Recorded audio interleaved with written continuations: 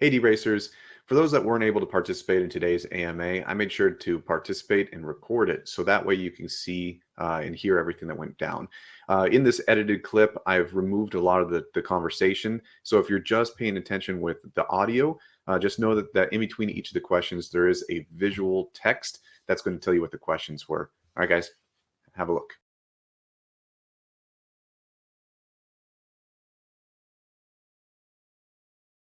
So each hippodrome will be diluted to 10,000 shares. That means the one who's holding most of the shares, or in this matter, the one who's holding a little bit more than 51% is the owner of the hippodrome, the one who's deciding how things will go by his own, or assigning the administrators of that hippodrome, maybe because that person is not really interested, in setting everything up, and he just wants to have it as I don't know, potential something. So this is how it goes. And with OP, so DeRace Jockey Club Hippodrome, that will be operated in the same manner.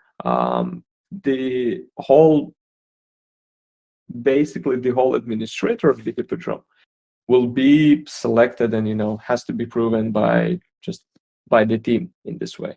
So maybe we're thinking about some system where the jockeys themselves have to pick up the ones who will be in charge for short amount of time, or just vote for him.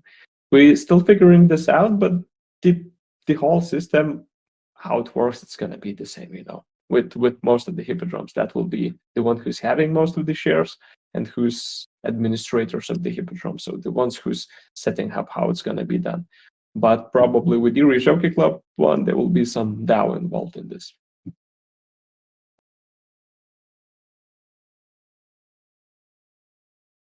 Run through what's coming in a batch one. So as I mentioned before, some of you probably already seen it in most beta testing. So there will be additional horse wearable items, and they will boost the horse performance slightly or decrease it. So this is how it's gonna work. These chests will be obtainable through in-game marketplace, or just by participating in events like daily, weekly, or monthly missions. So just by racing and completing some tasks or quests, you will be able to obtain them. And in these chests and keys, there will be these wearable items, which will require some horse level to wear them. So like in most MMORPG games, you will have to just level up your main character. In this matter, it's going to be your horse. And once you level it up, you will be able to wear certain items.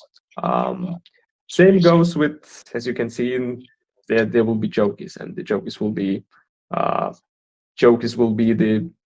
they coming to the game as well. Not with our first batch. They will be visible from the first batch, but they will come in with the batch number 2. So that means horses will no longer run alone. And yep, and they will have a companion. So in batch number 2, you will have to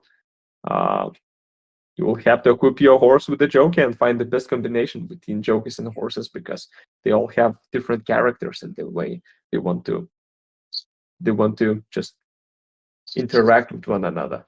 So tournament's gonna be a big thing, which is coming with a patch number 2. That's gonna be DeRace tournaments with high prizes, additional prizes, with their own mechanics, etc. So hippodrome owners will be able to create their own tournaments and just create their tournaments rules. It also, the actual batch one will also have one surprise that will not be and was not included in test 1, and will probably not be included in the next test phase.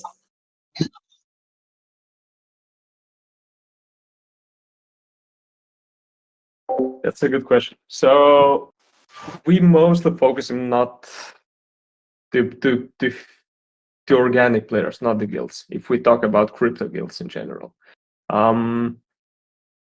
we're focusing on creating a game which is fun to play without guilds. because the sad reality of crypto guilds is that they only care about short-term profit, milking the game completely until they can milk it, and then just completely abandoning it. That's the sad reality of it. So they can bring a lot of new players. That's true, but it's the way it is. So mostly we're focusing on creating first the game which is fun to play, and then bringing down the guilds. Of course, guilds will come to DeRace. We have a lot of schedules of them, but we're trying to do it differently than it happened in majority of the crypto games previously, where games were instantly boosted and in a couple of weeks completely crashed by guilds. So it will have an impact, that's for sure, but we'll try to make that impact only in player base increase rather just ruin the economics. Yeah, for that, we handpick the guilds that we want to be a part of DeRace. We select them really carefully. And there are basically two features. One is guilds that we will be able to onboard them and allow them to manage, themselves in the game. And another one, which I think for you guys is more fun, it's clubhouses. So I will not spoil a lot about this feature, but it's coming and it's going to be really cool. And the team management thing will be very easy and very, very fun for you.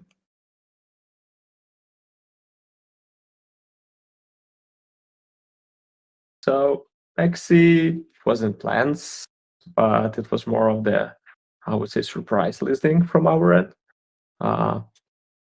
But it's not what we had in plans, let me say it like that. I cannot disclose a lot of that information due to NDA reasons. So that's the best answer I can provide you right now.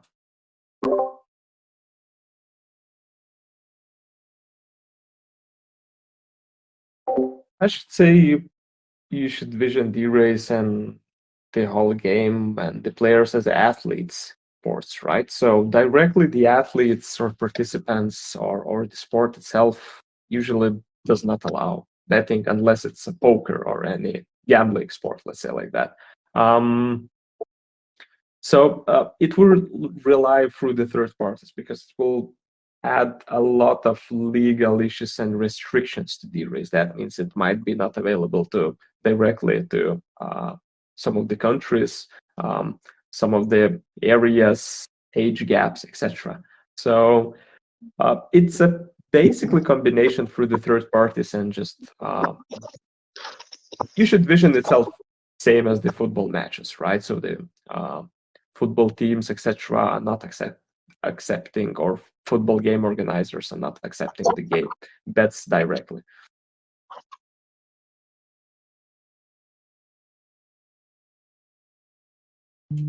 Oh yes, absolutely. We just right now we're focusing on gameplay changing updates. So this is why we plan these 3 batches, and this is mostly what we're focusing right now on releasing. But that's absolutely on the plans, and we have not discarded it anywhere. Just there are higher and lower priorities. With the ancestry rewards, will that be retroactive? So would it be wise for us Gen 0 holders to breed like crazy now to benefit from that in future, or would it be something that would only apply after the feature's added? I cannot comment on that right now. I have to discuss it and look at it with our team. But anyway, there are 5,000 Gen 0 horses, and is what is considered ancestors in the first place. The grand ancestors, let's say it like that. So all the ancestor rewards or just anything around that will focus mostly Gen 0 group, or affect the Gen 0 group the most.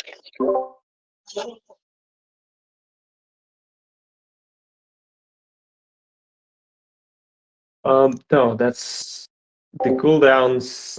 Actually, it's creating more sustainable ecosystem. What happened in many games before, when there was no present of cooldown, or cooldowns were super short, you don't want to see the increase of supply of NFTs faster than there is a demand for them. And currently, I can give you a good example, right? So when we had our Gen 0 horse sale, we limited it to 5,000 horses to be there in total. We could have easily sold by the statistics and all the data and just, data from Binance, NFT, OpenSea, etc. We could easily have sold around 25K horses in a first minute. The problem with that is we chose to release only limited amounts of them. So it's, we're building and focusing on more stronger community. We're creating controllable test net and controllable just, application which works sustainable in long end. So we don't really see a benefit of decreasing the cooldown time a lot. It's just not gonna work out in the long term. So to answer it shortly, no, but some additional boosts with items might come handy to decrease the breeding cooldown.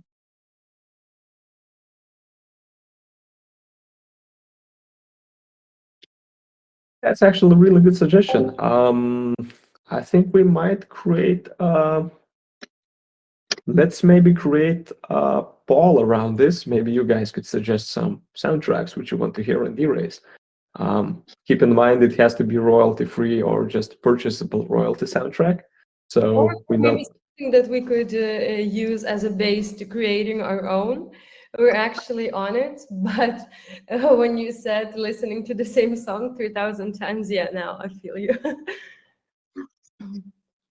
Absolutely. My suggestion, we can have an achievement. If you run 10,000 races, we allow you to reduce the volume of the music or change the track. Oh, good. I'll write it down. Community will love it.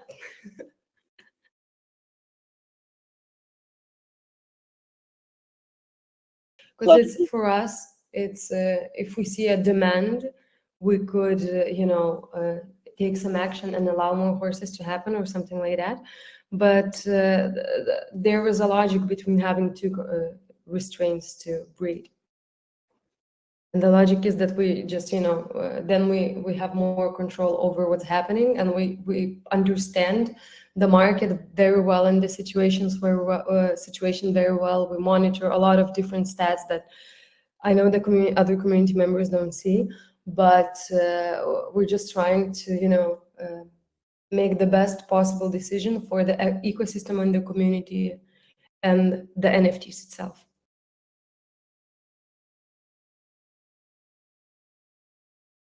So we, with the new update, you saw a little bit on our test net, and we're just releasing more basically version where it will be more easy to just intuitively to select the steps, because right now I think it's a bit confusing. You're swapping token there, you're purchasing NFT over there, and just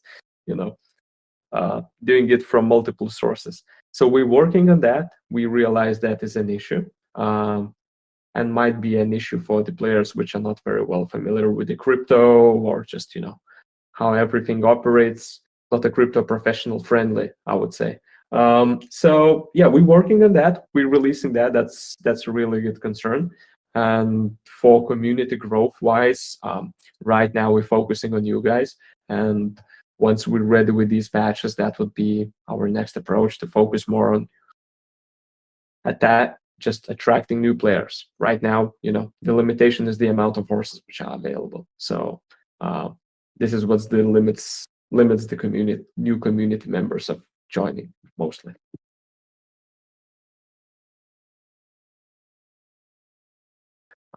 Yeah, so some of it will go to just internal project development, some of it will be burned, and some of it will go as a funding to upcoming tournaments. So that's mix of these three. I cannot tell you the exact numbers yet. We have to. Our economics must be completed, and that will be announced from our end.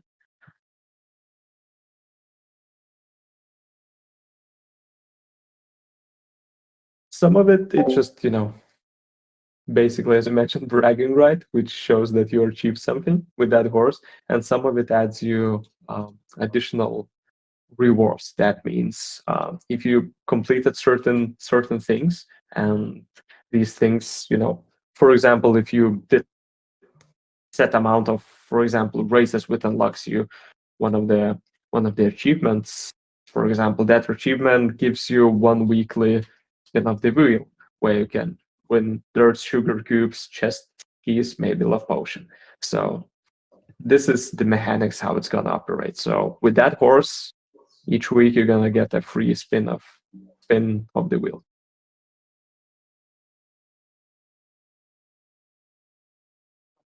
No, sugar cube stays with your account. You won't be able, at least right now, what's planned with the batch number 1, you won't be able to send that from one user to another. But that might change in the future.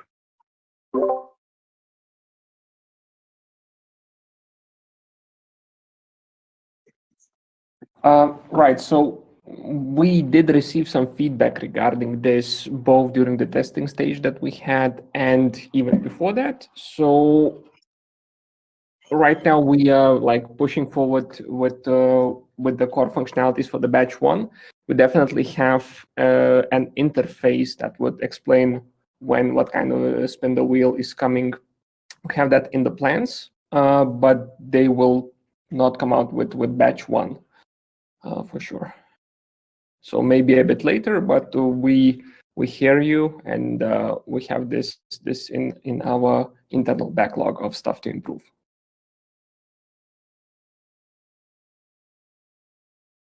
Basically, if tier-based races are fine for this to begin with, at least to ease on the appetite for those high-stake races, we could have something like a race for an X amount of Dirk to enter that would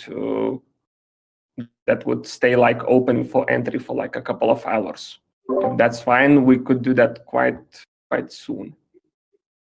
Also, talking about high-stake races, I hope I'm not spoiling too much, but we're talking about introducing duel races, like challenging each other. So, high stakes could come from there, from challenging one another, which could be really fun.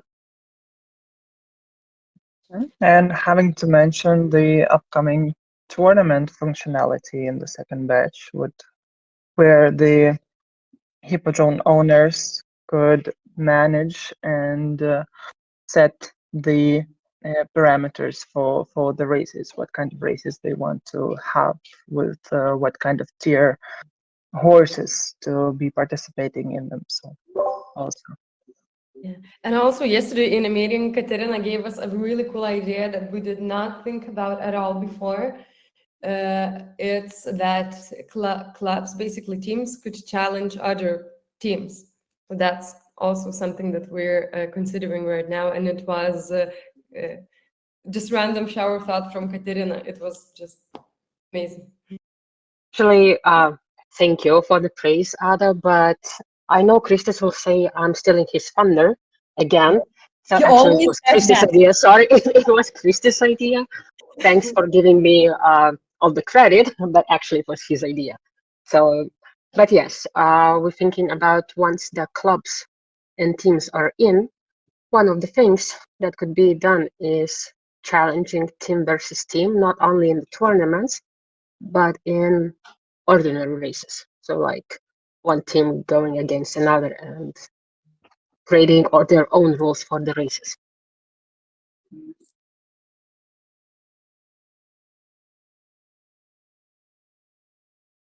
Currently, we believe that those rates are fine, and we have not talked about changing them anytime soon.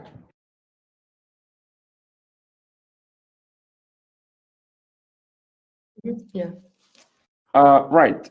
So we will be doing a couple of things. We have a couple of ideas. One will be rolling out together with batch 1.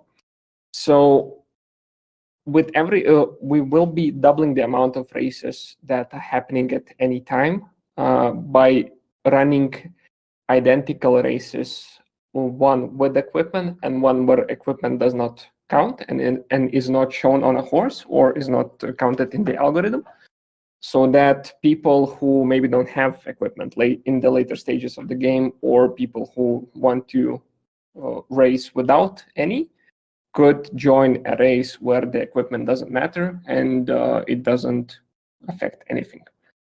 This is the first thing, and then at later stages, sometime after batch 1, we will probably be releasing races based on horse levels, so that high-level horses would have to race against other high-level horses rather than noobs who have no equipment.